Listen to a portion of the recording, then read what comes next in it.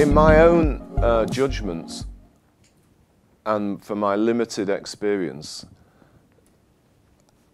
the importance of this leadership change is from an economic perspective a little bit exaggerated. To become a Chinese leader, you kind of have to buy into the plan. That's partly why Bo Xilai is not there anymore. So the broad nature of where policymakers want to take the economy has already been made clear in the 5-year plan. And the challenge for the new leadership is to try and more successfully implement that plan. And at the core of that is trying to grow the share of the Chinese consumer. And so going to your second question, the sectors that investors should be focused on is anything to do with the Chinese consumer. And to be careful about anything to do with investment or exports. Coming back to that third question, how do they achieve success in growing the role of the consumer? Well, actually, this picture that I now show you here, which is a slightly strange chart, this is the relationship between Chinese retail sales and industrial production.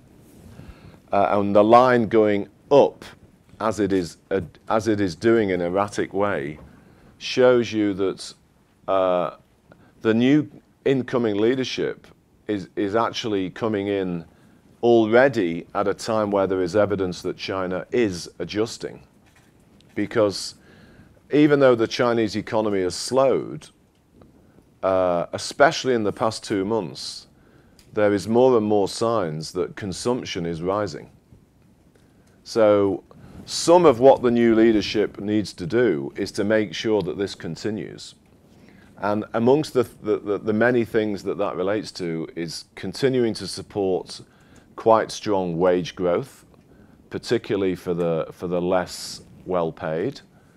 Secondly, related to that, very focused on narrowing income differentials.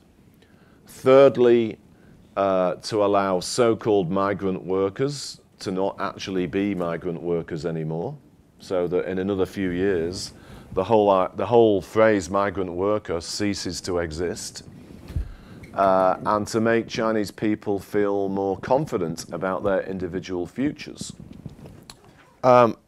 I'll give you a very specific example, actually, a very personal one. So there's a small Chinese retailer, Hong Kong based, called Keelin. You guys heard of Keelin? Q-E-E-L-I-N.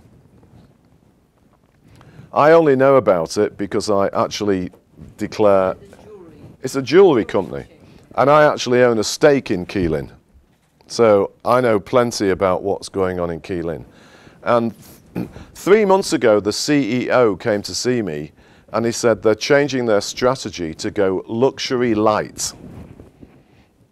And I found that fascinating because that's kind of like reflective of what the Chinese policymakers are trying to encourage.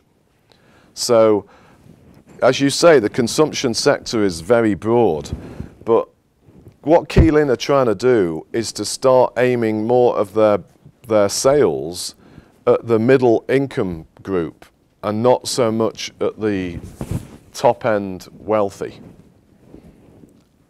And so that is the best strategy, in my opinion.